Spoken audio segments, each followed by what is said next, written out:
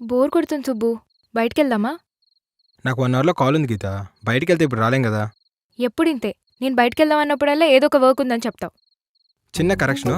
నువ్వు అడిగినప్పుడు నేను వర్క్ ఉందని చెప్పట్లా. నాకు వర్క్ ఉన్నప్పుడే నువ్వు అడుగుతున్నావు. ఏరా అయితే పలరాలు కొట్టుకోవడానికి. Size matters baby. అవును, న్యూ ఇయర్ సెలబ్రేషన్స్ ఏం లేవా? ఇంకా చిన్నపిల్లలు మా చెప్పు. నీకు 60, నాకు 55. ఇద్దరం రిటైర్మెంట్కి చాలా దగ్గరలో ఉన్నాం కదా. మారిపోతారు సుబ్బు మీ అబ్బాయిలు ఈజీగా. మా పిచ్చమ్మాయిలు మీరు చూపించే లవ్ లైఫ్ లాంగ్ ఉంటుంది అనుకుంటాం. మేము అలా చేస్తాం మరి. స్టార్టింగ్లో ఏమో అన్ని డేస్ నాతో సెలబ్రేట్ చేసేవాడివి కదా. మదర్స్ డేకి నువ్వు నాకు ఫ్లవర్స్ ఇచ్చి నాకెందుకు సుబ్బు అంటే నువ్వు మా అమ్మ తర్వాత అమ్మ లాంటి దానివి కదా అని సీరియల్ డైలాగ్ లేసావు. అంతేనా? చిల్డ్రన్స్ డేకి నాకు చాక్లెట్ ఇచ్చి ఎందుకు సుబ్బు అంటే నువ్వు నా స్వీట్ క్యూట్ పై కదా అందుకని అని బట్టర్ డైలాగ్ లేసావు. ఇప్పుడేమో ప్రపంచంలో ఉన్న వర్క్ అంతా నువ్వే చేస్తున్నట్టు. అప్పట్లో ఎవ్రీడే ఏదో ఒకటి సెలబ్రేట్ చేస్తూ ఉండేవాడివి. ఇప్పుడేమో సెలబ్రేట్ చేయాల్సిన డేస్ కూడా ఏదో ఒక వర్క్ ఉందని చెప్పి ఎస్కేప్ అయిపోతున్నావు. చెప్పు. అప్పట్లో ఆల్మోస్ట్ అన్ని డేస్ నాతో సెలబ్రేట్ చేసావు కదా. ఒక్కటి తప్ప.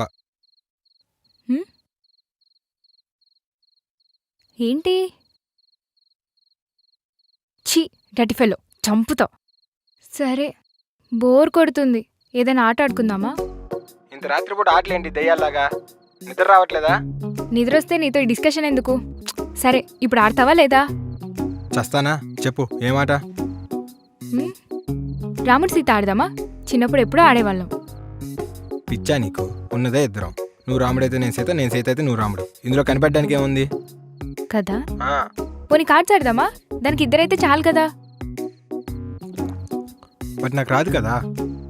కార్డ్స్ ఆడడం రాదా? నువ్వెప్పుడో బీసీ కాలంలో పుట్టాల్సినోడి సుబ్బు. అనవసరంగా నిన్ను సెలెక్ట్ చేసుకున్నావు. ఇప్పుడు అనుకునే లాభం? కొనేటప్పుడు ఉండాలి. దానికైనా రిటర్న్ పాలసీ ఉంటుంది. నీకు అది కూడా లేదు కదా. రిటర్న్ పాలసీకి వ్యాలిడిటీ ఉంటుందమ్మా. ఎప్పుడు పడితే అప్పుడు ఎక్స్చేంజ్ చేద్దామంటే కుదరదు. రిటర్న్ తీసుకోకపోతే సెకండ్ హ్యాండ్లో ఎవరికైనా అమ్మొచ్చు. అది కాకపోతే ఎవరికైనా గిఫ్ట్గా అయినా ఇవ్వచ్చు. ఆ పని చేయకూడదు. జీవితాంతం నీ పేరు చెప్పిన హ్యాపీగా గడిపేస్తా.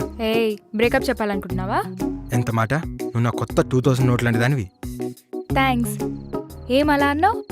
అది కూడా నీలాగే. ఇంట్లోనే పెట్టుకోలేం, బయట మార్చలేం. నిన్ను ఉండి చెప్తా.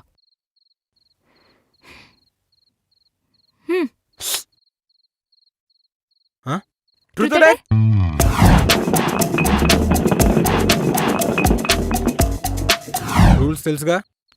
చిన్నప్పటి నుంచి చూస్తున్నాను. మూసుకొని తిప్పు.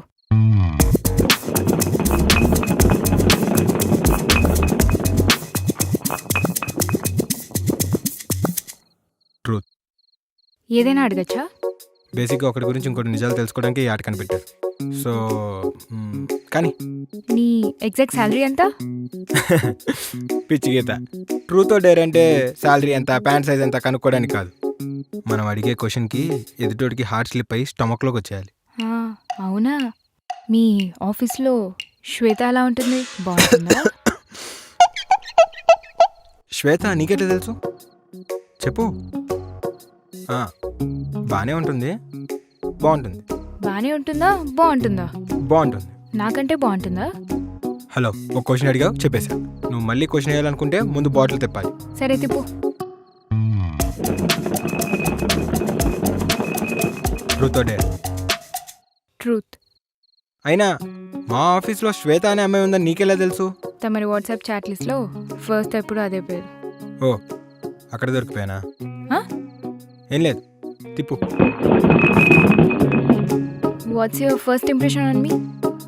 అదే, నీకు నన్ను ఫస్ట్ టైం చూసినప్పుడు ఏమనిపించింది? ట్రాన్స్లేషన్ లాంటిది ఏం అవసరం లేదు.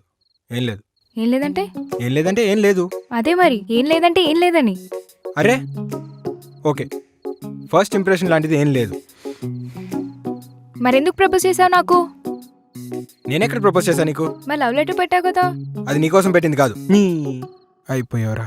అంటే నా కోసం కాదా? అంటే గీత మాట్లాడకు. నువ్వు నా కోసం కాకపోతే ఇంకెవరి కోసం పెట్టావు ఆ బుక్లో లెటర్? సిఎస్సిలో ఉన్న కిరణ్మయ్ కోసం. అరే, అప్పుడు నాకేం తెలుస్తుంది అమ్మాయి నీ నోట్స్ తీసుకుంటుందని? ఒక ఆర్డినరీ యావరేజ్ అమ్మాయికి ట్రై చేస్తే పడిపోయానా నేను? ఒక్కసారి కూడా చెప్పలేదు కదా నువ్వు.